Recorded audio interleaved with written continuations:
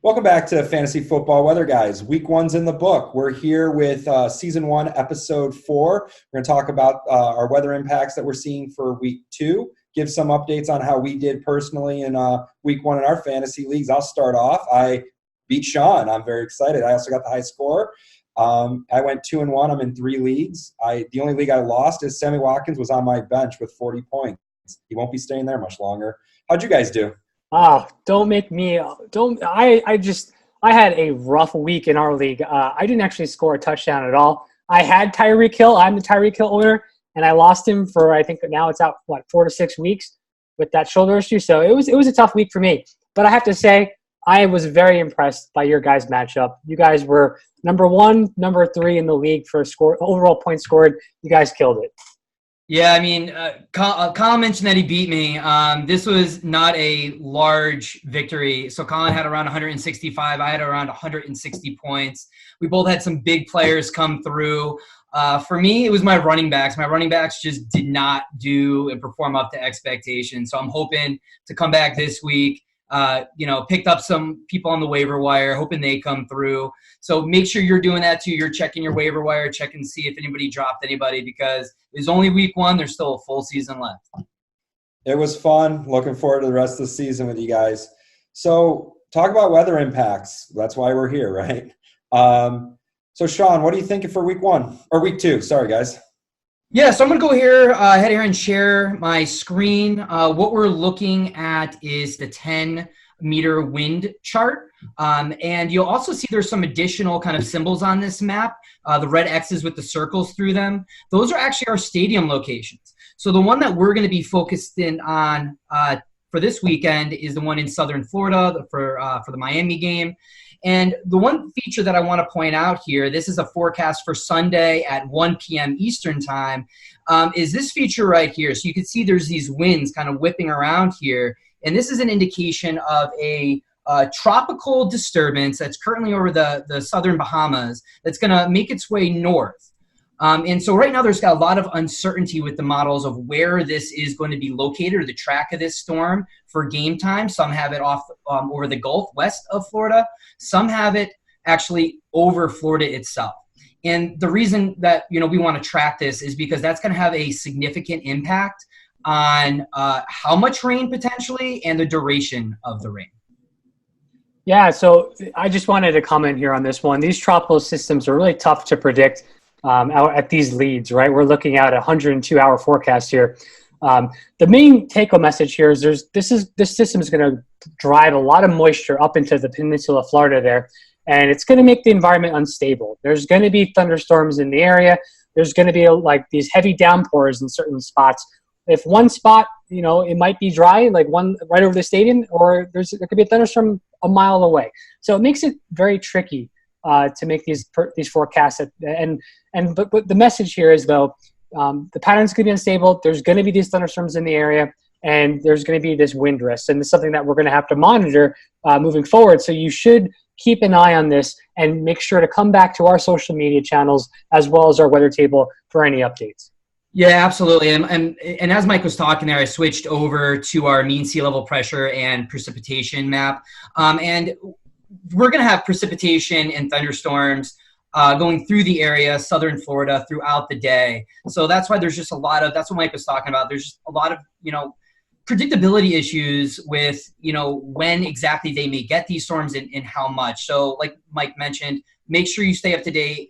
Go to our website on Saturday. Make sure we don't have any other significant updates regarding this system. Yeah, so that being said, Sean, with regards to, let's take a scenario here. This is how the weather community is moving towards when trying to understand weather risk, right? Let's take the scenario that, the pattern is unsettled and you should see a pretty strong thunderstorm or downpour during the game, right? Let's say it actually lasts for maybe a quarter or two. What type of impacts would that provide here for our Patriots or Miami Dolphins? Sure, yeah, and I'm going to stop sharing the map here. So if we do get a moderate rain event here, what our models are showing is that we expect a yards per attempt for our quarterbacks to drop by about 30 to 35%. And also the number of completions or the percentage of completions is also going to be reduced by around 3 to 4%.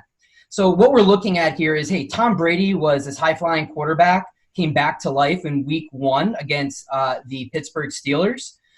I anticipate some not as many big play opportunities for Tom Brady. He may still get you a couple touchdowns. I think these are going to be shorter passes in the event of a higher wind or moderate rain event.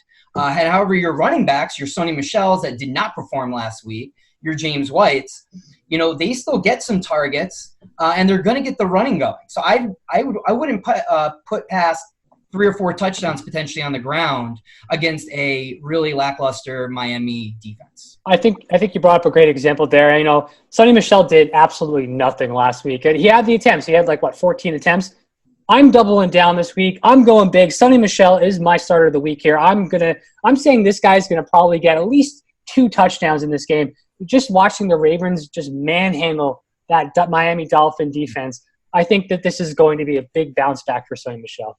Yeah, and the fact of the matter is you don't really need the air attack versus the Dolphins. You can ground and pound here. So if the weather becomes a factor, why not just stick with your running game that's been proven to work? Bill Belichick always is able to figure out a scheme for whatever defense he goes against. And so I think the running backs are really going to shine here. On the Miami side, I don't know who you're going to be starting on Miami. Balaj, I think got negative yards last week. Drake did not do well last week. So I don't know who you would even start regardless of weather for that situation. Yeah, and I think last week, as Mike said, the rain up in Seattle did impact Russell Wilson. I think Mike was successful in saying it's going to be under 200 yards and showed the impact that the rain has on some quarterbacks. And it's good to keep in mind. We're not saying that that's a definite or that could happen, but we are saying that, we are seeing some data points that suggest rain does impact quarterback performance. Yeah, absolutely. And kind of to that note, I'm going to kind of go back and talk about the weather itself real quick, in that make sure you are keeping up to date, because this tropical disturbance that we did talk about may also have an influence on some other games in the southern and mid-Atlantic states, like the Redskins game, the Baltimore game, maybe the Tennessee Titan game. We're not putting that out there. I'm just saying stay alert and keep with us in case anything does develop. Yep, the website should be right here, right now, as I put it in there. To follow us, we'll also put the links this week, actual links in the description. So you can just stay up to date. Follow us on every platform. Everything should be updated as we know it in real time if anything changes this weekend. As I think that's actually it for the weather this week. We're only seeing 1 caution, right? Well, yeah, there's an additional caution. We may have some wind for the Oakland game this week. Stay updated. It looks like maybe 10 to 15 mile-an-hour winds. Doesn't look like they have a significant impact on the game. I don't think coaches are going to be changing game scripts because of the wind in Oakland. But look for updates on the website in the case that it does look like it may become more impactful. Yeah, so the Oakland game, it looks very similar setup than what we just saw this past Monday night. It looks like the winds are going to be pretty strong in the afternoon hours and then die down as you get into the evening hours. As you get out west, there's a pretty large diurnal cycle in wind, meaning. Well, what does that mean, Mike, for the layman people like us that don't speak PhD weather? Yeah, so whenever there's a diurnal cycle, it means that there's going to be one peak during a specific time of day and a minima or a trough in another time of the day. So out west, we usually see that peak happen during the afternoon. As the land heats up, you get more of this wind. There's a temperature gradient between the ocean and the land, and we get stronger winds because of that temperature gradient. As the sun sets and the temperature gradient weakens, that's where we see the winds lessen. So it does look like in the Oakland game, there could be some winds early on, but then we do expect that to die down. And we saw this on Monday, and we really didn't see all that, these particular winds stifle production at all, at least early in the game. So both quarterbacks went out throwing, and we saw the run game smoothly, so it didn't really look like that much of an impact.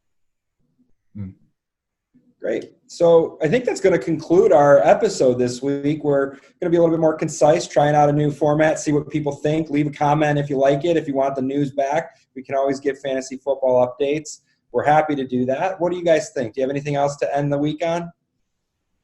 No. I mean, just good luck in your week number 2. Remember to get those waiver wire pickups. The year is still really, really young. And I just want to emphasize again, especially with this particular weather event, make sure you guys stay updated on the weather later this week.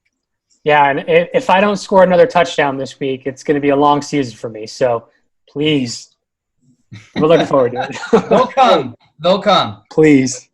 Okay, guys, that's going to do it. Again, there's going to be a link in the right here to hit subscribe. Click the notification bell so you can stay up to date when our videos post, so you can get your weather updates.